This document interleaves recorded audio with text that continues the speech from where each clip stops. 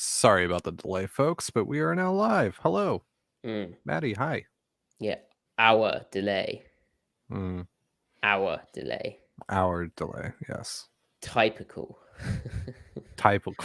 Yeah, you can't spell typical or typical without tie. Yeah.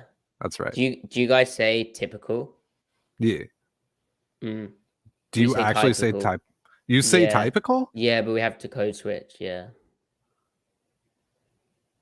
All right, just say intro the show. Intro the show. I'm not going down that rabbit hole. Come on, come on. What goes down the rabbit hole? A badger? A fox?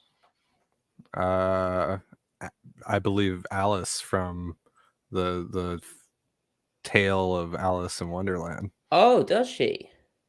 Why'd she do that? That's a bit stupid. Yeah. How? It's not. I I mean, she's like a young girl, right?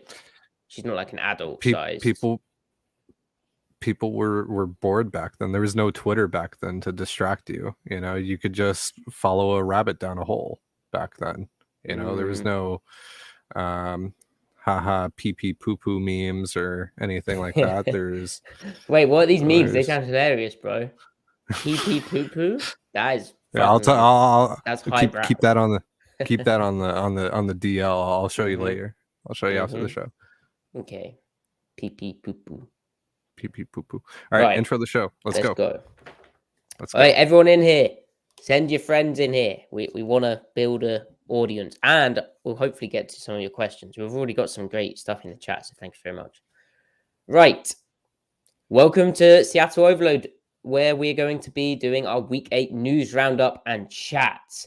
That is we, because Ty Dane Gonzalez is here. I'm so used to saying Gonzalez. Ty, what's up? Thoughts on the above 500 Seahawks? Hell yeah. The first place Seattle Seahawks. Not much is up. Generally speaking, though, in my world right now, just getting prepared for the baseball offseason over at Locked On Mariners and enjoying this ride that Pete and Gino and the boys are taking us on. It's been, through 7 weeks, this has blown my expectations out of the water. I'm having a hell of a lot of fun. I'm sure you are too, Maddie, right? I am. I didn't realize. I thought the baseball postseason was still going on. Yeah, the World Series is happening, but right after, like literally, like 24 hours after the World Series, stuff happens. Yeah, the Mariners got knocked out. Yeah. Yeah. Thanks for reminding me. No, yeah. Sorry, I just forget because I'm in Britain. I can only keep up with one American sport. It's just difficult. That's right. Yeah. My bad. Yeah. The Seahawks though. Seahawks haven't been knocked out the postseason yet because it's not the postseason. But this season's looking pretty good. Pretty good. My best, Larry David. And I feel like this upcoming game against the Giants is going to be a big one because if they win that, right, 6-1 Giants, suddenly they're 6-2, as happens in football, and then the Seahawks will be 5-3, and then I believe that is how math works. Yes. Thank you, Ty. Maths. Sorry. Yes, thank you very much. Maths. And I actually do like mathematics, then shortening that to math. I get it, but then also, if you're going to be studying the math, you're studying the maths. Anyway, my point, if they beat the Giants, then they're at the Cardinals, right, who are 3-4 at the moment. They're at the Buccaneers in Munich, where, Buccaneers are 3-4 at the moment and looking real struggling, although I'm sure Brady will somehow find a way to go on a run. Then you got your bye week. Then they're hosting the Raiders, who are 2-4, and then they're at the Rams, who are 3-3, and then they're hosting the Panthers, who are 2-5. Like, that is a nice little run you could put together. And 5 of the last 7 Seahawks games this season are at home. Yeah, that's a really favorable schedule for them. So what we're saying is this sounds like a playoff team, right? Yeah, no, I'm fully in on that now. Like I put out a poll the other day about how do fans feel if they beat the Giants, and I think it was a resounding 84% or 83% they were a playoff team. Now there were also options that were like, oh, they win the division or they're going to make a Super Bowl run, stuff like that. And those didn't have a ton, not a ton of people are confident in that just yet. They're not feeling that daring. They're not feeling that sexy just yet. But Cowards. it seemed, yeah, exactly. They're scared to compete. But I think a lot of people are in the boat now that this team, I mean, and I think it's also the fact that the NFC is just garbage outside of the Vikings, Cowboys, Giants, and Eagles.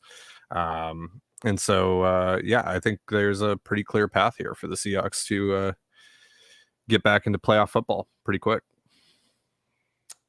There we go. Very exciting stuff. Now, if I was to go through their remaining schedule, I would say win, win, win, win, win, win, win, win, win, win. So that's great. The Seahawks are in the playoffs, guys. 14-3. Let's go. Let's fly. I said at the start of the season they'd go 10-7, and that's looking pretty good. All things considered, though, there's a way into making that number a bit higher, because you suddenly think, well, they went 4-3 with the defense looking really poor for all but 2 or 3 of those games. There was signs of the shoots of progress, right, of growth, regeneration, spring. But the defense obviously was so bad, like nearing league worst bad, that it was never going to be a complete performance in those first few games. And the fact that they've got to 4-3 over these first 7 games, and now the defense appears to have turned the corner. Sure, the offense was never going to be able to probably sustain their true level, but they're still second in points earned per play. The passing game with Geno Smith, second in points earned per play, above the Kansas City Chiefs, and only below Jalen Hurts. And then if you think about that, that's a lot of that is because on passing plays, he's able to run the football a bit more than anyone else. And I didn't filter out true drop back, but I'm sure the true drop back's similarly kind to Geno. So they haven't regressed there yet. Anyway, what does limit this team, Ty, is the injury sustained to wide receiver DK Metcalf. He did not practice today. That was expected. And Pete Carroll is playing at Koi, it appears. Yeah, so he it seems like he's still keeping the door open for DK to maybe practice this week. I know that he talked a little bit about DK potentially practicing on Wednesday, today, back on Monday when he did his radio hit, but was like, that's probably a long shot. But Maddie, you have maybe some intel on how long it might take DK to get back. Right. So per source, this is source stuff, guys. Very exciting, although not that exciting because it's about an injury, sicko. But the Seahawks, I think, are hoping that it's a 2 to 4 week deal, but they wouldn't be surprised if he's out for a few weeks beyond that. So that gives you some inclination of, like, Pete Carroll, there's no reason for him to tell the truth, right, or be so open about DK's true timeline. It is undoubtedly a strategic advantage for the New York Giants not to know. So why have I told you? Well, I feel like it's in our interest, right? DK, missing a few games. Marquise Goodwin stood up, and was a really, really effective option for Geno Smith. Appears to have some chemistry going with him, even one on the outside, right? It's kind of time for D. Eskridge to show up or get off, right? I'm sure he will be able to go into the role. In terms of like the youthful nature of this roster, like it feels like you kind of want these young guys to get some opportunities. Obviously, it sucks that Metcalf's injured, but I don't necessarily think like his loss is not as great as it would be with Russell Wilson, right? Like with Geno Smith and the kind of targets Metcalf was getting, the route tree, all of that sort of stuff. To me, it feels as though, Lockett is a more important receiver in the offense if you have to play that sort of weird game where, injuries suck. You'd love to have all your best talent out there. Now, the other thing as well, of course, is the emergence of the tight ends, all 3 of them. And we saw so many, even more than past games with Metcalf's departure from the Chargers encounter, we saw, crazy tight end usage, multiple tight end usage. Noah Fant, Colby Parkinson, who Pete Carroll praised a lot in multiple press conferences, raised him without, reporters asking about him, said about his impressive run blocking, said it was his best game. And then obviously Will Dissly, who, one of those contracts where everyone was like, oh, why would you pay a blocking tight end? And then suddenly Dissly's being targeted and it looks like a bit of a receiving threat on top of his excellent blocking. Yeah, and we've seen Dissly be a pretty big part of the passing attack in this offense in the past. Obviously, a different offense, but with the Seahawks nonetheless. And it seems like they're finding some of their a lot of their efficiency offensively when they're running these 12 personnel, 13 personnel sets, and so.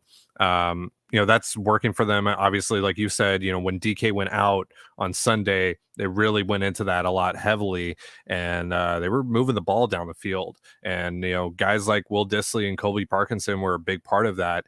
And so I would suspect that if DK, as you've been told, might miss, 2 to 4 weeks, might not come back until after the bye week, potentially. That's kind of how the timeline lines up there. Then I would think that's we're going to see that a hell of a lot more now over the next few games. So additionally, I think this is going to be a good opportunity for D. Eskridge to actually be a legitimate part of this offense and to see what he can do. Right, like it's been enough time. Like he's like you said, like it's basically put up or shut up time for Eskridge. And on top of that, I think this is a good opportunity for someone like Tariq Young. To get more involved and show maybe how much he's grown over the last few weeks. I know he was on the field a little bit during the Chargers game. Not too sure how well he looked, but and then the chemistry that Marquise Goodwin and Geno Smith have built with one another is evident. It was very much evident on Sunday and a little bit here and there over the past few weeks in the games that Goodwin has played in, mostly on the off script stuff. So I think the Seahawks have decent enough depth, but I'm curious to hear what you think about the possibility of acquiring a wide receiver, considering that DK might miss a month. And yes, because Griff is not here, I have to be the Griff of the show today. Do you have to? Yeah, I have to because I too am a wide receiver guy. All right, I like receivers. I know as a defensive backs guy, you hate receivers. Evil things. But I love receivers. I love receiver play, and I think there's a couple of names out there that Griff has of course talked about quite a bit. Elijah Moore and Brandon Cooks, who could potentially be available with the trade deadline coming up next week. So, what do you think about trading for either one of those guys? Obviously, Griff isn't here to defend himself, but he's such a great identifier of wide receivers to go after the whole Allen Robinson thing, right? That obsession that worked really well. Yes. I'm aware. But have you daydreamed about Brandon Cooks in this offense? Just think about Brandon Cooks in this offense. It would be cool. It would be a vertical threat, and what's he doing? Like, why are the Texans a thing? Why? On one hand, why would they trade him? Because Davis Mills is showing some stuff, even though they're 1-4. He's showing some stuff. Davis Mills, I was kind of like, he's kind of interesting last year with his lovely neck, but yeah. On one hand, why would they trade him? But on the other hand, they are still 1-4-1, and they look really bad as a team. And if you're Brandon Cooks, surely at this point in your career, where I guess you've already won a Super Bowl, but would you like maybe to? Has he won 2 Super Bowls? Maybe he's never won a Super Bowl. Wow. Oh yeah. No, he's never won a Super Bowl. That's right. Yeah, because he made it to a Super Bowl. He made it to 53 with the Rams. And then being on the Patriots as well. That's Wait, unfortunate. no. Oh, yeah. No. Yeah, he was on the Patriots team that lost to the Eagles, but remember he got hurt. He got concussed Oh in the yeah, Super Bowl. he does have a history of concussions as well. Yeah. But he's been healthy this year. He's just not getting a lot of action in that offense. So there's the sell. You know, Brandon Cooks, you've done your time in Houston. Like, well done for surviving that mess. You You're paid your 29 dues. years old. Come and win a Super Bowl with Geno Smith. Exactly, Maddie. And you know now what? You get it. Like, neither of us are in Seattle, right? But it's not that wet. I mean, climate change seems pretty messed up right now. Like, I've seen this forest fire warnings like all over the US. Yeah. The air quality and all that. It's actually like legitimately like in November. Scary. Yeah. The smoke and everything. Yeah, not great. Now you turning back to Brandon Cooks. Remember, I have to be the griff of this podcast. So we're you turning. You don't have to be the griff. It's fine. I won't tell him. Listen, the thing though, I can't compete eyebrows wise. I can't even come close. So I'm probably not doing a great job here. But so trading for Brandon Cooks is a little complicated. I'll say that. Oh. So you've actually looked into this. Wow. Oh yeah. No, I've done research. Oh, Maddie. You're deluded. We're doing that, huh? Yeah. No, we're doing this whole thing. We're going down the rabbit hole, if you will. Oh, okay. I'll indulge you. Remember when we talked about rabbit holes? This time we're actually gonna go down the rabbit hole though. Go on, Alice. Yes, exactly. Thank you. So Brandon Cooks this year would only I think he would only cost like 1.6 million to acquire for the Seahawks. The problem with that though is the Texans are going to have to eat some money because he's under club control through 2024. So they would take on dead money hits of like $8 million for the next whatever. So the other thing with that is he's got a cap hit. He's got cap hits of $26.6 million next year and $24.6 million in 2020. Whoa. Yeah. Whoa. Okay. So basically what you have to do here, you got to get the Texans to pick up some of that money. You got to get the Texans to pick up some of that money. Yeah, because that's really, really expensive. Now, if you took on all the money, which you could do in theory, it would cost probably like a 6th round pick. Like it wouldn't be anything. It honestly might even be a 7. It might even be like a 7 or a conditional 7, something like that. So if you got them to pick up some of the money though, if you got them to pick up some of the money though, I think it still would only cost like a 5th or a 4th. So like if you could cut him down, like let's just, and this is not any research that I've done.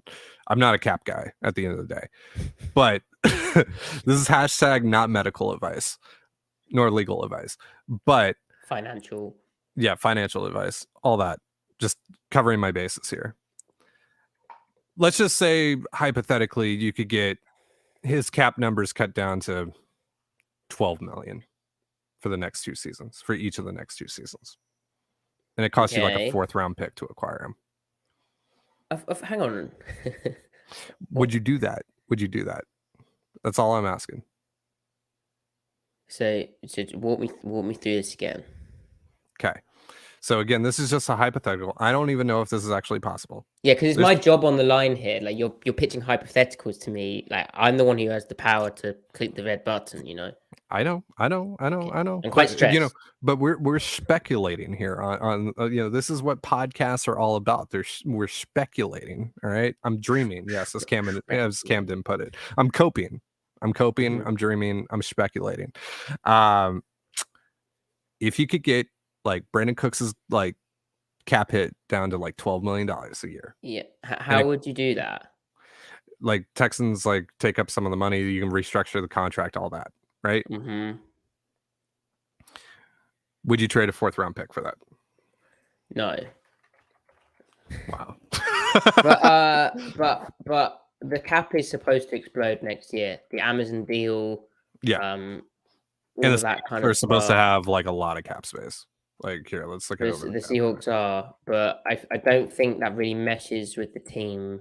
Like if you view like Marquise Goodwin is basically the Brandon Cooks light. Does that make sense? Like, and then you're just further pushing the Eskridge's opportunities away. When we need to find out sort of is he Sure. him? And this season,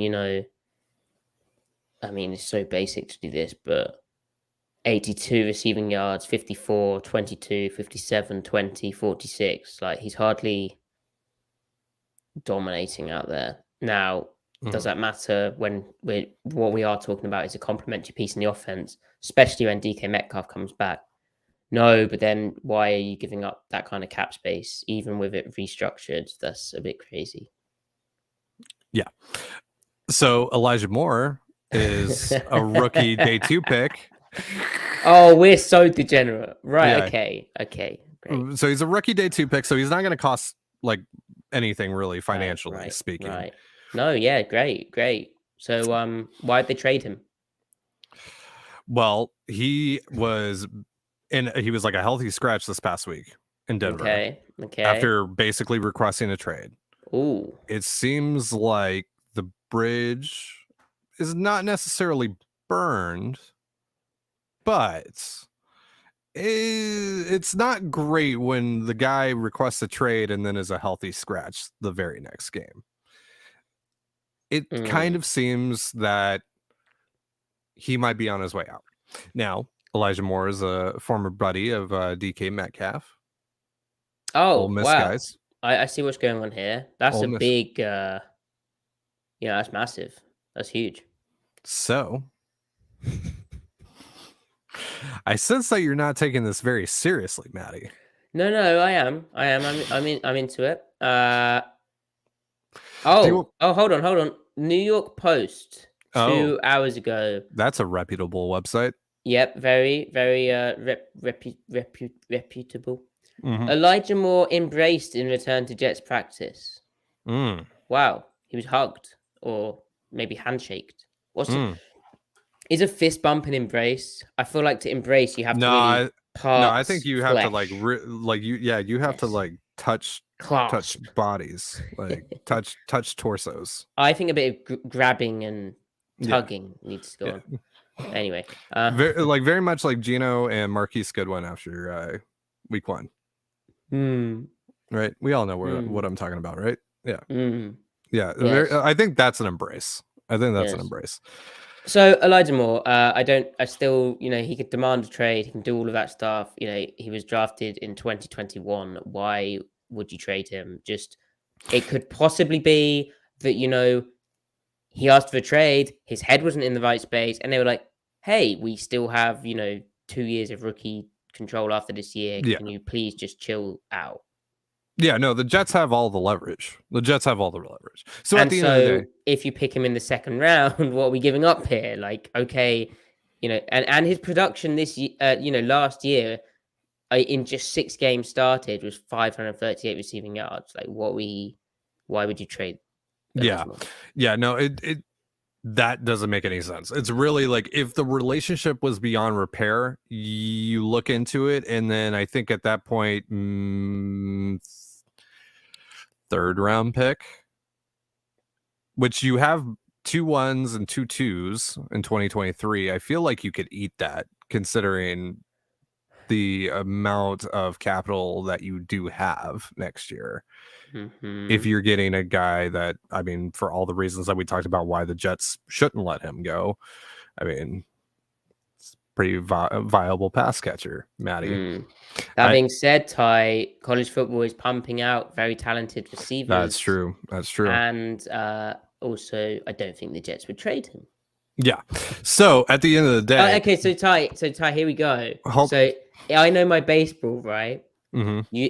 We're 1 strike, 2 strikes. So we have 2 more strikes left, or is it 1? We have 1 more strike, Maddie. 1. So it's 3 strikes. 1 more strike. I thought it was 4 strikes and you're out. No. No, That's my no, bad. That's no, my mistake. no.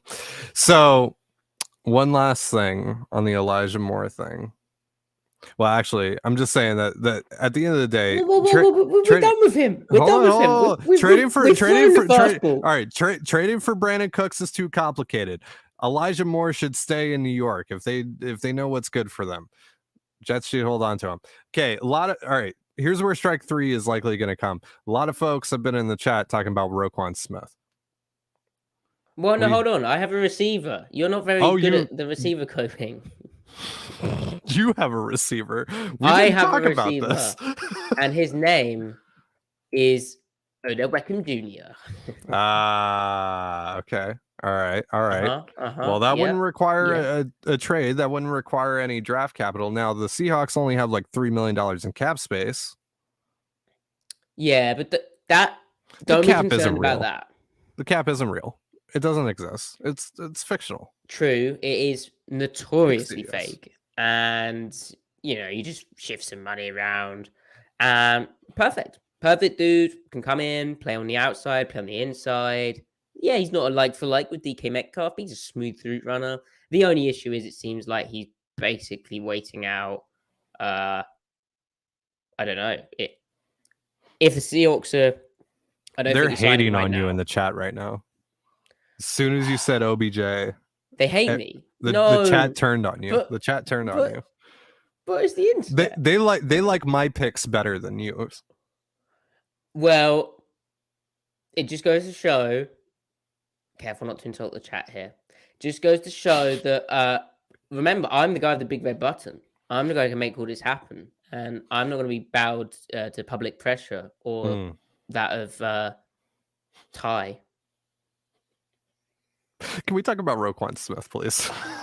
Okay, we can talk about him. Yeah, let's U-turn. Let's U-turn to the defense. Let's U-turn to the defense. The amount of U-turns we've done, I am starting to be slightly concerned. It's our thing now. It's our thing now. We have to lean into it. There's no turning back now.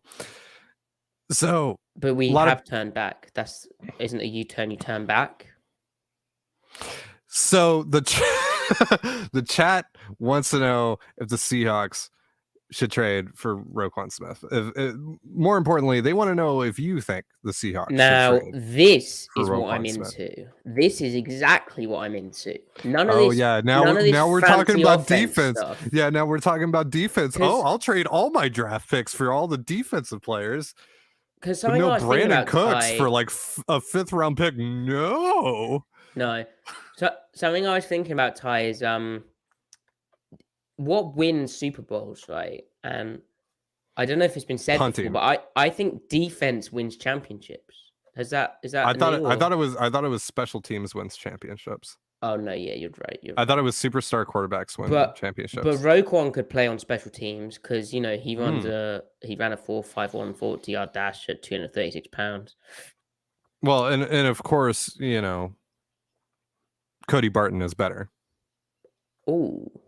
No, I'm not. I'm not. That was a joke. Don't turn the podcast off. Calm down. I know a lot of you hate Cody Barton.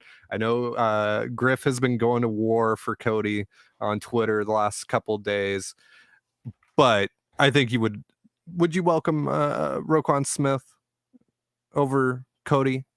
Pair him with Jordan Brooks. Objectively, right? Roquan Smith is the better football player than Cody Barton. He would be pushing Jordan Brooks for, good football players. Now, the issue is Seattle is running a 3-4 scheme, but what does that mean? Well, their base fronts, so not their bases in base 3-4 personnel, but their most used fronts take the second linebacker off the field. Against running teams. So you're going to be taking off Barton, and then you've got Roquan or Jordan Brooks, and you take one of them off. That's not really a good allocation of resources. Now, Seattle also runs like, 2 inside linebackers nickel deal when they get into even fronts. What I just described was nickel bare fronts, as I throw my earphone out. But this with a nickel even fronts, like 4 down looks, where it looks like a 4-2-5, but it's technically 2-4-5 personnel. Or as we saw last week, it was actually 3-3-5 personnel with a big end, a reduced weekend. Take podcast tomorrow. But the problem is in that then, but I think Barton's fine. Like he's fine. And it's only for like half or just over half the snaps, depending on game plan, game state, game situation.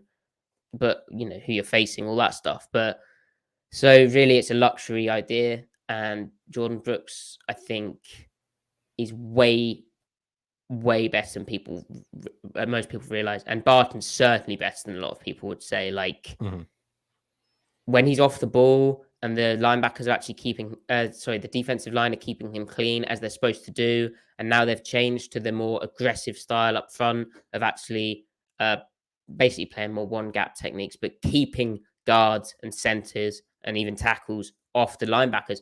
Barton's good. And he was a big part of the game plan, as Griff tweeted out, right? And we'll talk about it in the tape podcast again tomorrow. But yeah, Ty, am I off base? Are you suddenly gonna go? Let's go get Roquan. No. For the reasons that you said, I just think that it would be a poor allocation of resources, especially when it's probably going to cost a second round pick. And the reason that I say that is because you're only acquiring half a season from Roquan. So that's not like, while that would help, you have to pay. He's a really good player. Yeah.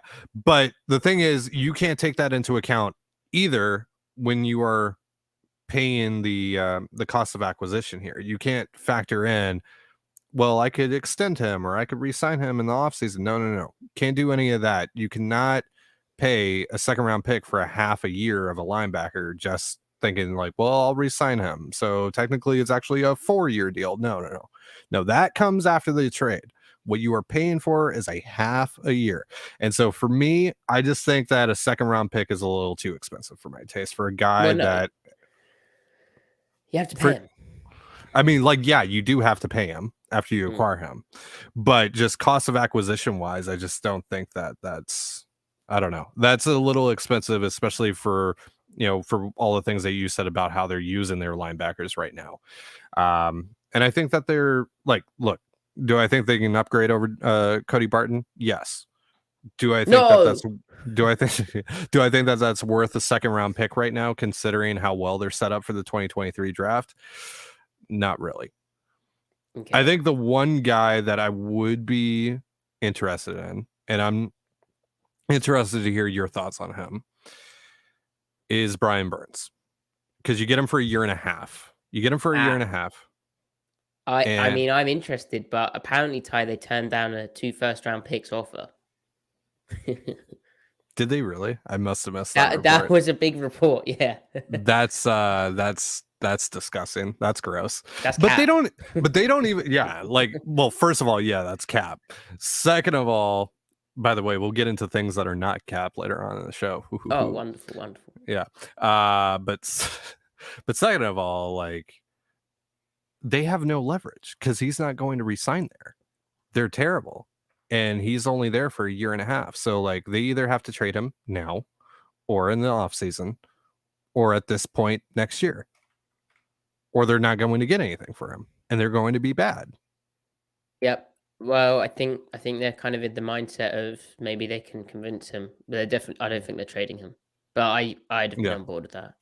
But so, like, that's the one guy that I think I would actually trade one of those 4 top 60-ish picks that they're going to have.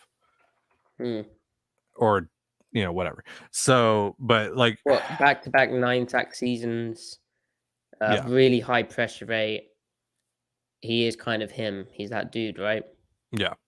And there was 24 years old during that draft where they ended up with Collier and they looked distraught after the first day.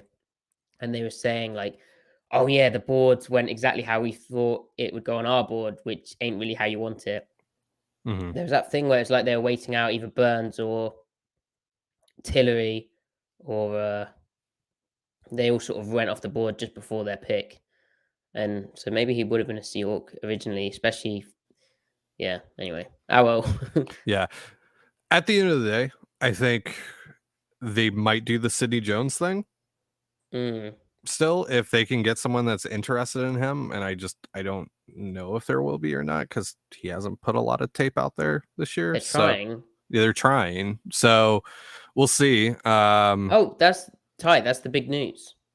Mm, The Seahawks have 3 players returning from injury. oh yeah, yeah. Travis Homer's back. LJ Collier's back. Trey Brown's back. Yeah, Travis Homer. that's cool. The return of Travis Homer is actually a big deal. We've talked about this a little bit with the special team stuff. Him not Especially be, with Balor's concussion. yeah, that too. So kick coverage, punt coverage, all that stuff is going to be fortified a little bit here with Homer's return, but also with him, him missing time as the up back has hurt them, like clearly. Like it's very clearly like with some of the signals and everything, it's just they've been a little out of whack there on punts. So him being able to return, that's actually huge. That's a lot bigger of a thing than I think a lot of people think. Also, pass protection. Like he's their best pass protector as a running back. So yeah, so that is big. LJ Collier is going to be interesting. What do you think about him and how they could work him into everything here? So, last year he really struggled in limited time playing like the big end role in bare fronts, where he was like asked to mirror step a bit more and play like 1.5 gaps and like mirror step a tackle. But if he's got it together again as more of like a power step and 3 tech on the outside shoulder of a guard in the bare fronts where he's 1-on-1, he might be able to do some stuff. And then he sort of adds to the interior rush rotation. We also don't know how much of a breather these dudes need, like these Shelby Harrises, your Quinton Jeffersons. Like they could be carrying some knocks where they need Collier's coming off the practice squad, right? Is that correct? No. No. Practice? No. He didn't get cut. Okay. No, he didn't get. Yeah, no, he didn't get cut. Right. Okay. So you were making me question myself there for a second. I was like, wait, what? I was like, did I miss something? 3:25 a.m. But anyway, he might serve as a good breather. But the big thing as well is this past game, as I've already briefly alluded to, Seattle ran. So it looks like a 4-2-5 front, but like the weak end tucks inside, and it's not really your outside linebacker type. So it's in this sense, it's more of a 3-3-5 in personnel because you've got 2 defensive tackles, you've got this weekend dude who's another defensive tackle, then you've got an outside linebacker setting the edge to the strong side, and then the weak side edge was like a nickel or a safety, but they were covering down, so they weren't on the play. And so this weak side end was more of a defensive tackle because they were playing sort of head up on the offensive tackle or slightly on the inside shoulder. And that's a role for Collier. Shelby Harris was doing that last game. So was Puna Ford. And it was a really effective wrinkle to make their kind of 4 down spaced fronts work more than they had been, where they had 2 outside linebackers who were too light. As like Griffin and I said, and even you said, Ty, and they were missing the big kind of 4-3 kind of end to play to set the edge when they were running 2-4-5 even front looks.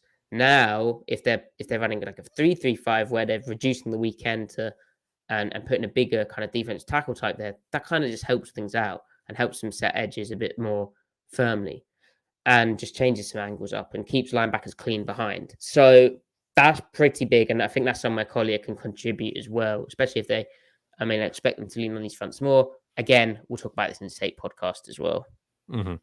Tape podcast tomorrow. And then why I was reminded of Trey Brown and all this injury news was because, you mentioned Sidney Jones. Well, maybe he gets cut. Like, one of them or Burns, because how does Brown fit in?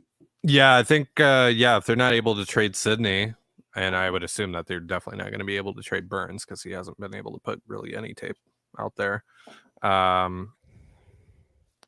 one of those guys just ends up getting cut. And maybe it is Sidney because they're actually trying to trade him, or it's Yeah, it's probably more that they're trying to trade Sydney because they actually think that they can get something for Sydney, whereas with Hardy, that there just really isn't much of a chance. So yeah, so I think there's a there's a shoe that drops,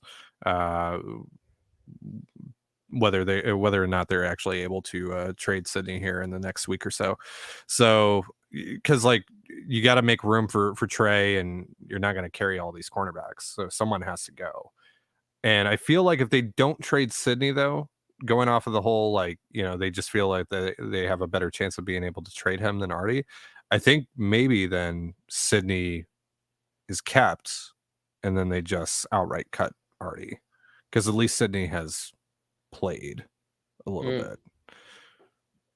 Yeah, right. Be interesting to see them work that out and how they work. Trade Brown just coming back in. Like, do they?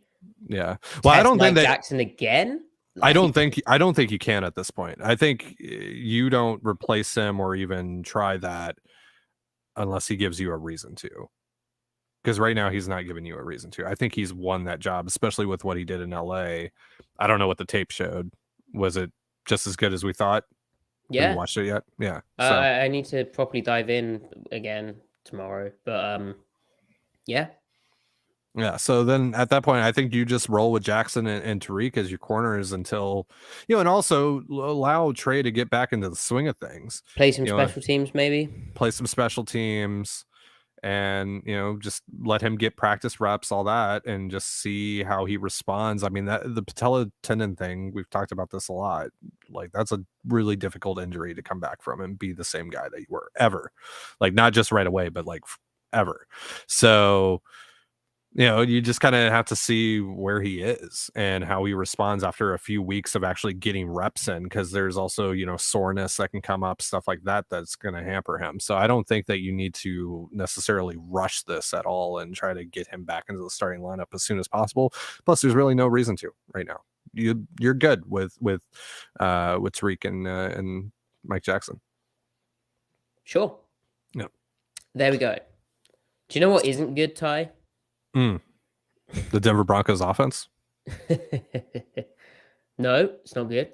The Denver Broncos overall record of 2-5 ain't that good. Do you know what is good, Ty? The Seahawks draft position in 2023. Yes. Marvelous. See, I can do things. I can do things sometimes. That was really good. Yeah. Excellent. Wow, look at us. We're so smooth. Professional podcast. Exactly. So they're fourth in the draft. Climbing up. Let's get to first overall, baby. I've seen conflicting information on that, though. I've seen their fourth. I've seen their sixth. I've seen their fifth. What is it?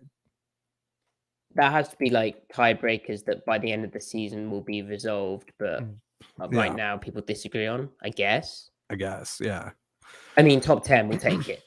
We'll take it. Potentially top 5. Potentially top 5 right now. So, yeah. We will take it. Yeah, and we will.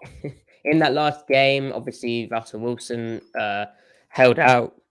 The messaging was bizarre from Adam Schefter.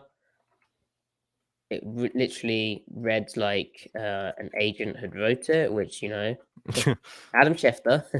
Surely not. Yep. I'm trying to find the tweet. It was so weird. So the Broncos right now, they're going or they're in London. Oh, here we go. They're in your neck of the woods, Maddie. Russell Wilson is there, Maddie.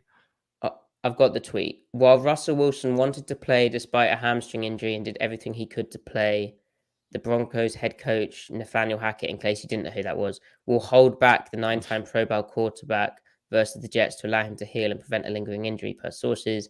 Brett Ripien gets the start.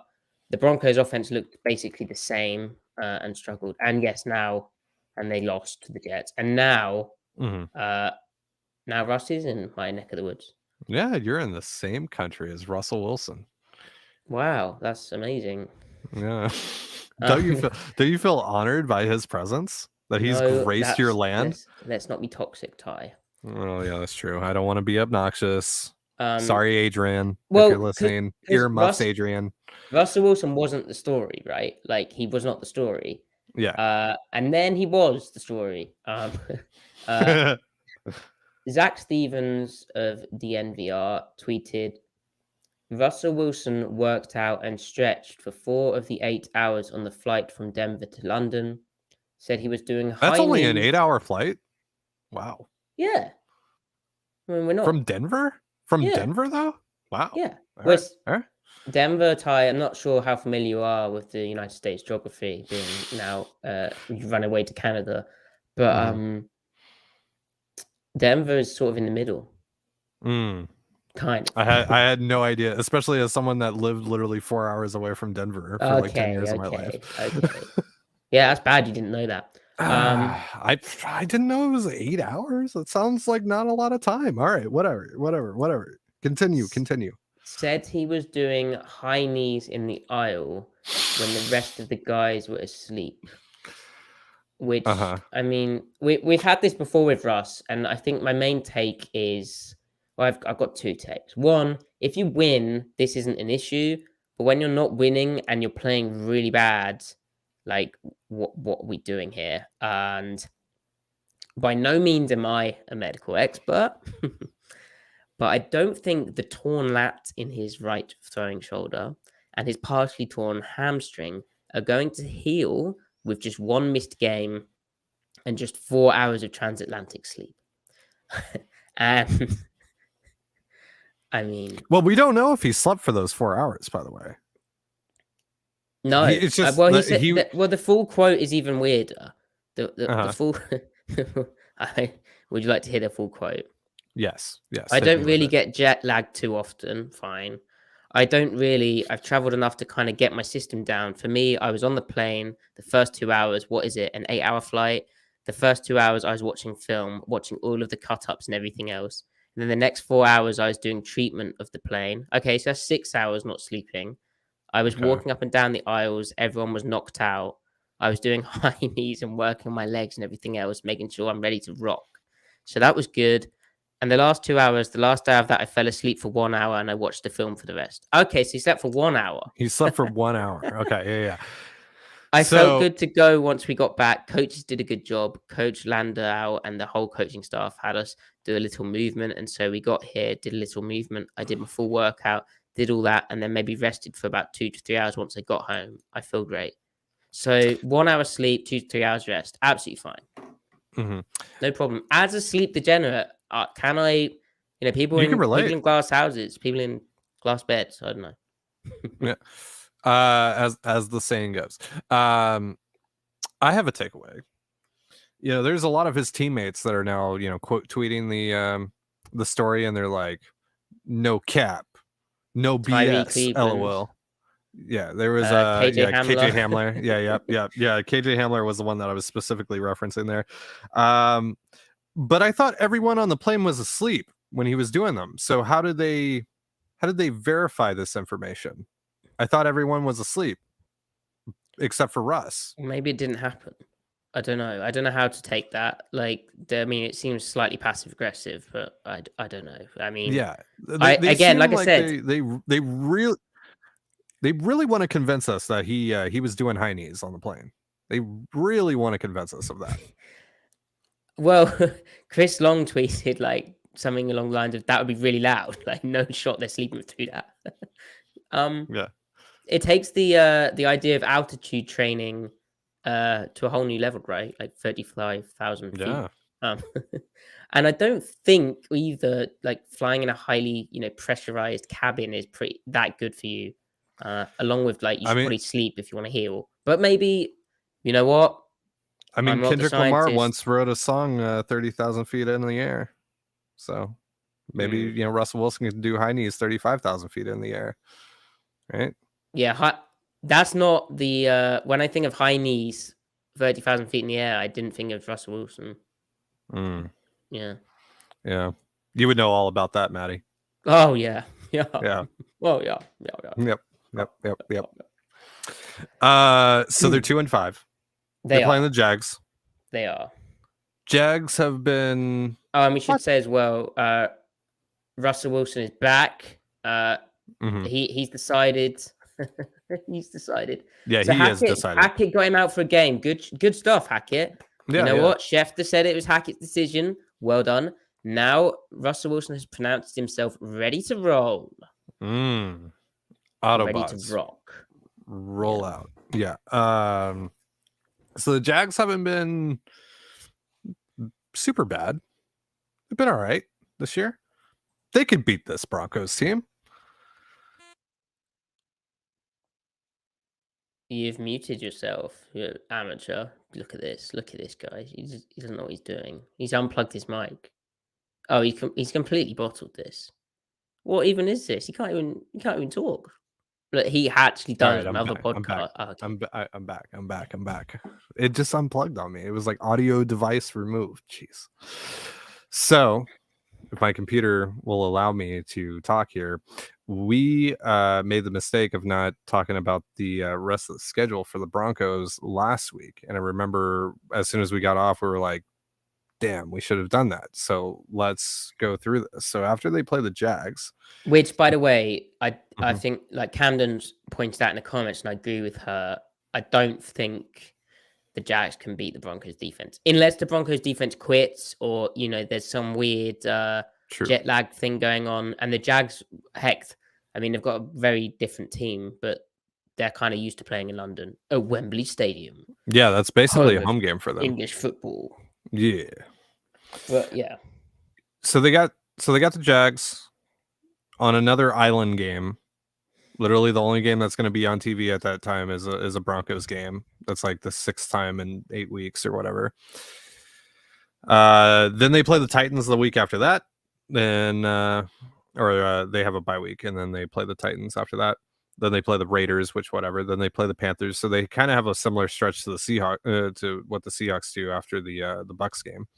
But then after that, Ravens, Chiefs, Cardinals, Rams, Chiefs, Chargers. It's a pretty tough schedule for a team that is currently 2-5 and is running out one of the worst offenses in the National Football League. And it doesn't really matter their quarterback what kind of defense 1 hour. they go up against. Their quarterback is sleeping 1 hour when he's got 2 injuries, and it looks bad anyway. Yeah. Yeah. So I'm pretty much in the boat now that the Broncos are definitely getting the Seahawks a top 10 pick in the draft. I don't know if it's going to be top 5 like it is right now, potentially depending on what outlet you look at, but I don't see a lot of wins here, Maddie. Are you familiar with the name Will Anderson Jr.? Have you heard of Will Anderson Jr.? I have. Will Anderson Jr. is an edge rusher who plays for the Alabama Crimson Tide. Will Anderson Jr. is one of the top prospects, regardless of position, as the college football season progresses. Some would say even the best. Even the best.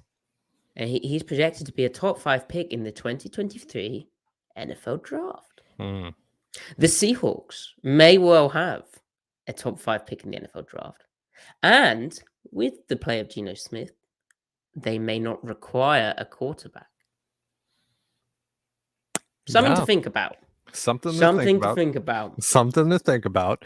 And might I mention, if I am allowed here, the Seahawks... I'll allow it.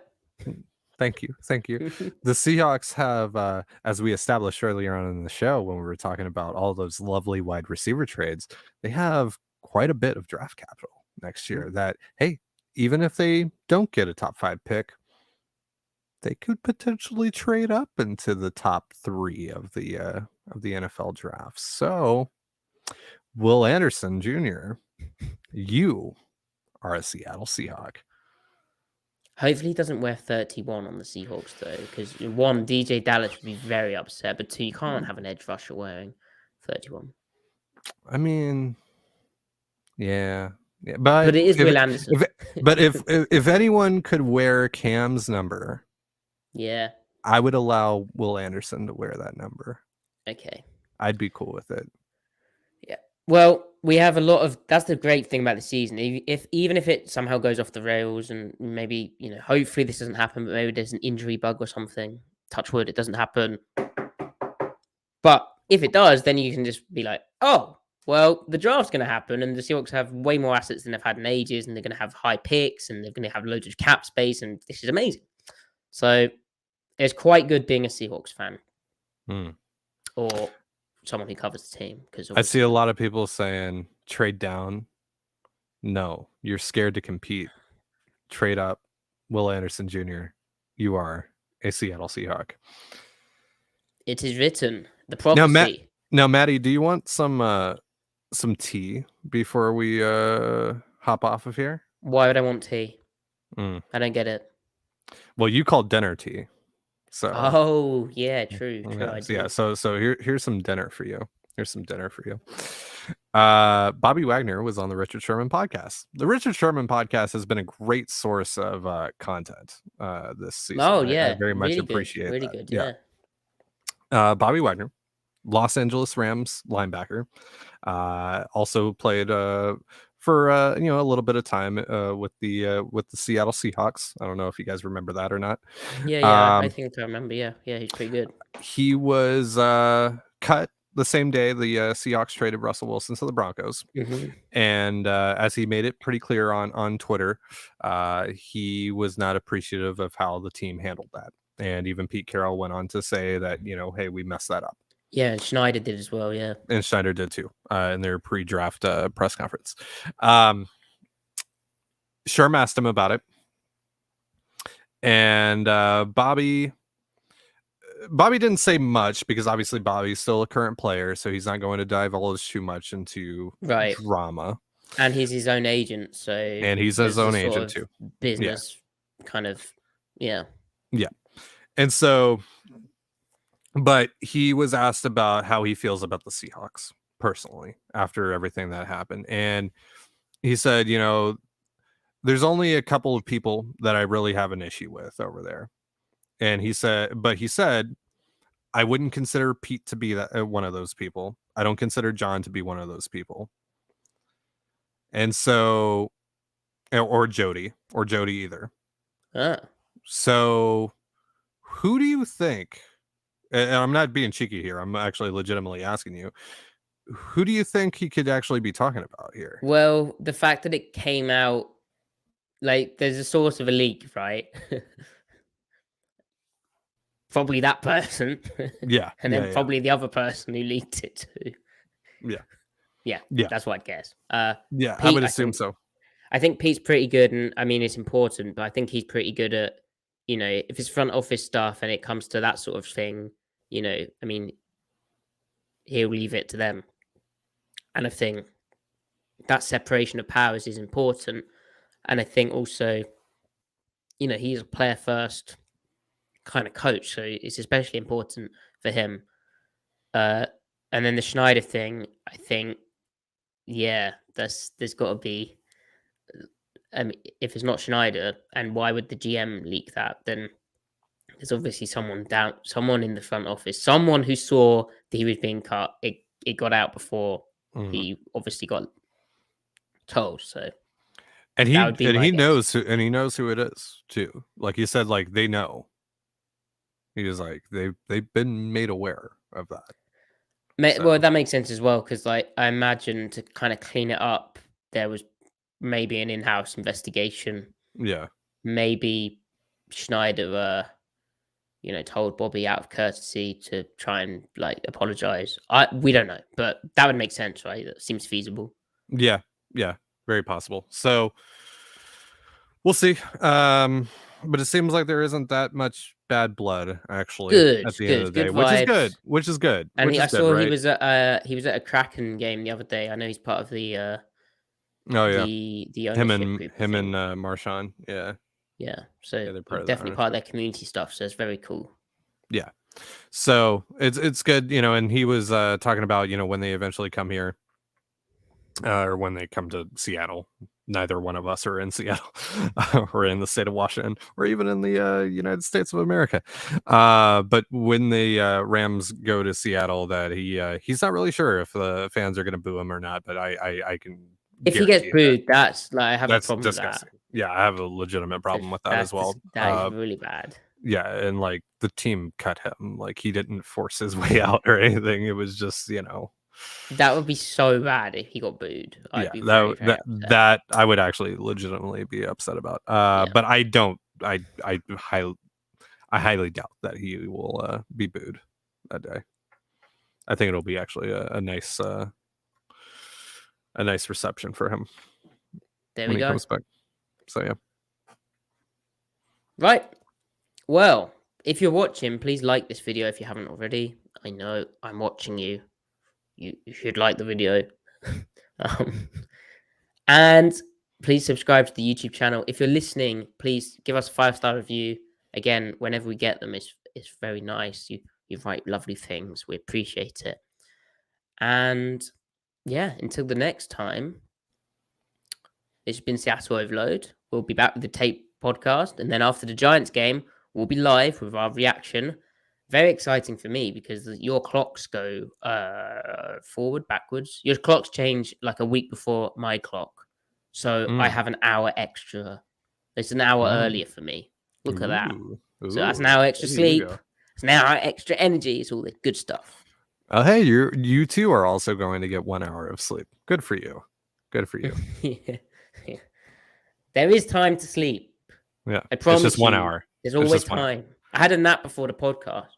He did. I can attest Bad to that. for the brand. But yeah. I did. Guilty. Don't ask me how I'm aware of that. How I know, how I verified that information. No cap. Okay. No BS. No cap. Yeah, no cap. No BS. Lol. Lol. That lol is passive aggressive. It's so passive aggressive. All right, guys. My favorite thing is the there's like the shot of the plane cabin, right? And then it's like Russ doing the let's ride. Let's ride. Yeah, those were the high knees. Cabin. He was doing a little giddy up there. There we go. All right, folks. All right, We'll see you for the tape review tomorrow. Bye. Yeah, tape. Tape. Ooh, 22.